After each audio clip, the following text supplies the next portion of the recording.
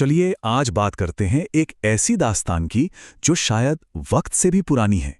ये कहानी है विद्वान की आत्मा की। एक ऐसी कहानी जहां ज्ञान की जो प्यास है ना, वो जिंदगी और मौत की सरहदों को भी लांघ जाती है। हाँ, ये राधा की कहानी है। पुराने जमाने की बात है। अक्सर कहानियां यहीं से शुरू होती हैं, है ना?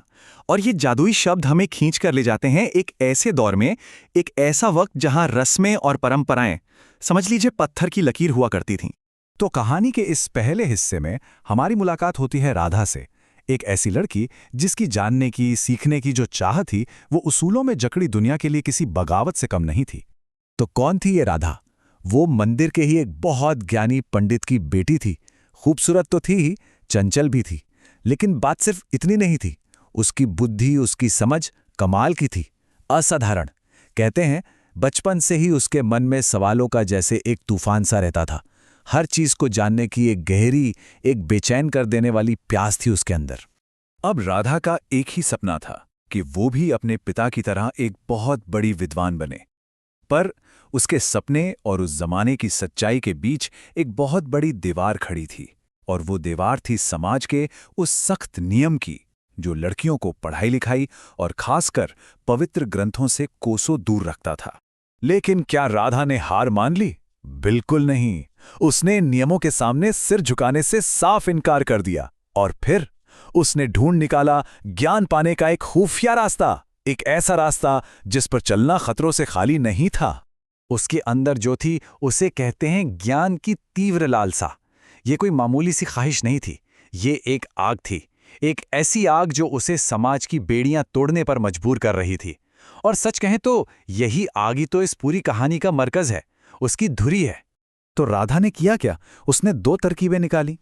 दिन के वक्त वो कहीं छिप जाती थी और चुपके अपने पिता के वो सारे सबक सुनती जो वो अपने दूसरे शिष्यों को देते थे। और जब रात का सन्नाटा पसर जाता, तब वो दिए की हल्की सी रोशनी में वो किताबें पढ़ती थी। वही किताबें जिन्हें छूने तक की उसे इजाजत नहीं थी। पर कहते हैं ना, राज ज्यादा दिन तक राज नहीं रहते। और फिर एक रात राधा का ये राज खुल गया, और जब ये सच सामने आया तो उसका अंजाम बहुत ही भयानक था। जरा उस रात के बारे में सोचिए।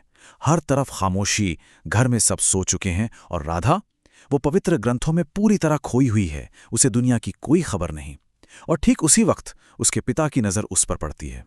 बस उस एक लम्हे में सब कुछ बदल गया। अब उनके पिता का जो गुस्सा था, वो सिर्फ एक बाप का अपनी बेटी पर गुस्सा नहीं था। नहीं, उनके लिए ये धर्म का उल्लंघन था। उन्होंने इसे धर्म के खिलाफ एक बहुत बड़ा अपराध माना। उनकी नजरों में राधा ने एक ऐसा गुनाह कर दिया था जिसकी कोई माफी नहीं हो सकती थी। और इस गुनाह की सजा वो बेहद बेहद दर्दनाक थी। अब हम कहानी के उस मोड़ पर आ गए हैं जहां इल्म हासिल करने की कीमत अपनी जान देकर चुकानी पड़ती है। सजा ये थी कि उसे एक अंधेरे कमरे में बंद कर दिया गया। ना खाना, ना पानी।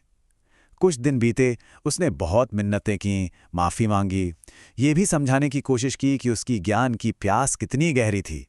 लेकिन किसी ने उसकी एक नहीं सुनी, और आखिरकार भूख और प्यास से तड़प तड़प कर उसने दम तोड़ दिया। तो क्या कहानी यहीं खत्म हो गई? नहीं, बिल्कुल नहीं।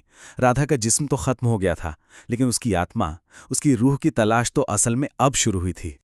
उसकी आत्मा को सुकून मिल ही नहीं पाया। क्यों? क्योंकि उसकी जो ज्ञान की प्यास थी वो तो अधूरी ही रह गई थी। मौत भी उस प्यास को मिटा नहीं पाई। और कहते हैं कि उसकी आत्मा हमेशा हमेशा के लिए उसी मंदिर और उसकी किताबों से जाके जुड़ गई।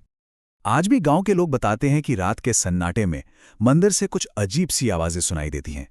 कभी किताबों के पन्ने पलटने की हल्की सी आवाज, तो कभी लगता है जैसे कोई कुछ ढूंढ रहा हो, और कभी-कभी एक बहुत ही अकेली, बहुत उदास सिसकी सुनाई देती है। उनका मानना है कि ये राधा की ही आत्मा है जो आज भी अपनी कभी ना खत्म होने वाली ज्ञान की खोज में वहीं भटक रही है। तो राधा की ये कहानी हमें एक बहुत गहरे सवाल के पास लाकर छोड़ देती है। क्या सच में ज्ञान की तलाश कभी खत्म होती है, या फिर ये एक ऐसी प्यास है जो जिंदगी और मौत दोनों से कहीं ज्यादा बड़ी है?